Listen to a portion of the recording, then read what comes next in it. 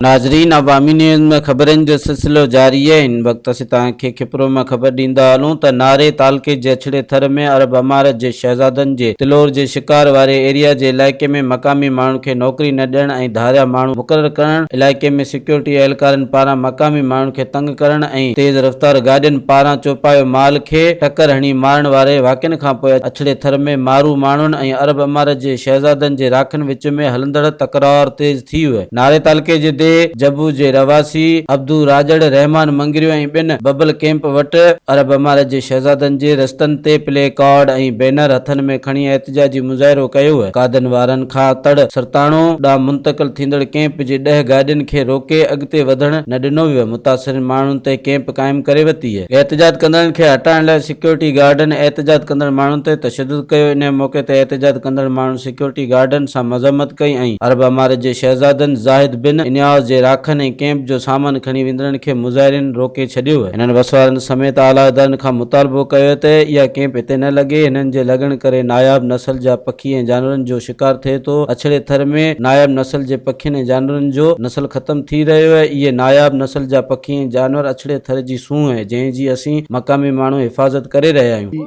एहतिजाज उन जे करे कयो वियो आहे जेके हिते मन मानियूं मन मस्तियूं अरब शिकारी जेके शाही ख़ानदान सां तालुक़ रखंदा आहिनि उहे कनि था। जीअं हींअर तव्हां पाण इंटरव्यू वटि ड्राइवर आहे, उहो ड्राइवर किथां जो? खैरपुर जो।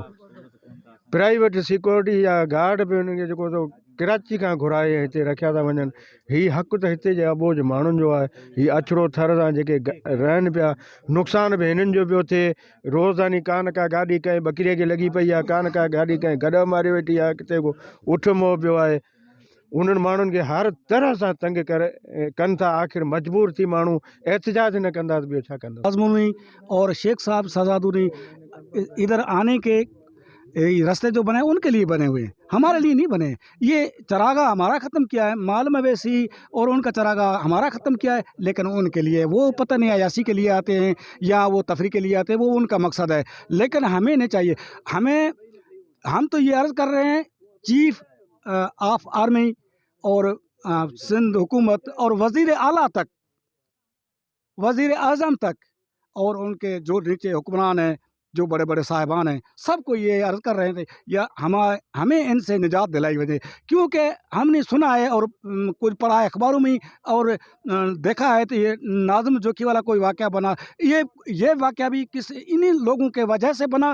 वो बेचारे मिस्कीन गरीब यतीम हो गए, ये भी इन वजह से बना हुआ। लेकिन इधर ये लोग जो एक नकली रेंजर्स बना के बेचते हैं, कोई गेम नाम पे पुलिस भेजते हैं। ये गेम होती है, पुलिस गेम होती है शिकार को बचाने के लिए, लेकिन ये बचाते नहीं, ये तो उड़ाते हैं। हमने देखा है इनको, ये उड़ाते हैं। इनके पीछे पीछे वाले जो आते हैं उन दोस्तों को ये फ़ोन करके यहाँ पे हमारे मोर, डेल, तितर, हरन और कोई चीज़ें अच्छी अच्छी चीज़ें जो है ना वो हमारे यहाँ पे नस्ल ख़त्म करने के लिए पीछे लगे हुए हैं। ये पता नहीं किस अदारे के बंदे हैं। ये हमें इनसे डर लगता है, क्योंकि हमारा कोई बच्चा का उठा जाए या कोई हमारा बंदा ही मार दें, जैसे वो बच्चा यतीम हो गए, जैसे इधर हमें को यतीम कर लें, ऐसे नहीं हो। ये हम अर्ज़ कर रहे हैं हमारी हुकूमत को और बड़े साहिबान को और हमारी हुकूमत को ये बदनाम कर रहे हैं कि हम रेंजर्स के बंदे, हमारी रेंजर्स ये कभी नहीं करते। हमारे बंदों ने कुर्बानी दी है 65 से और 71। हम खुद भी मुहिब वतन और मुजाहिद हूँ। अभी भी मेरे पास कार्ड, अभी भी हाजिर सर सूझ लेकर मैं जब ज़रूरत पड़ेगी मुझे बुलाएंगे। लेकिन हमारे इतनी, हमें एक नहीं हो, हमारे साथ पता नहीं कितने हैं। हमें बूट भी नहीं गवर्नमेंट का चाहिए, लेकिन हमें आर्डर मिला, हम बॉर्डर पे पहुंच जाएंगे हमारे वतन के खातिर और दीन इस्लाम के खातिर। लगे थी इहा कैप असांखे न खपे, छाकाणि जो इहा कैप वारा दौरी हिते रही रेंजर नकली ठाहे ऐं हिननि जी सिक्योरिटी नकली ठाहे असां ग़रीबनि जो नुक़सानु करे थी। असांजो माल मारीनि था, गॾ मारीनि था, ॿकरियूं मारीनि था, असांजा उठ बि मारीनि था। बाक़ी झंगली जेके मालदार माण्हू आहिनि उन्हनि खे दाबा ऐं धमकियूं ॾियनि था, असांजो तमामु ॿीणो नुक़सानु कनि था। इन्हनि में असांजे लाइ शेख जी का बि सहूलियत न आहे, ॿीणो असांजे लाइ नुक़सानु आहे।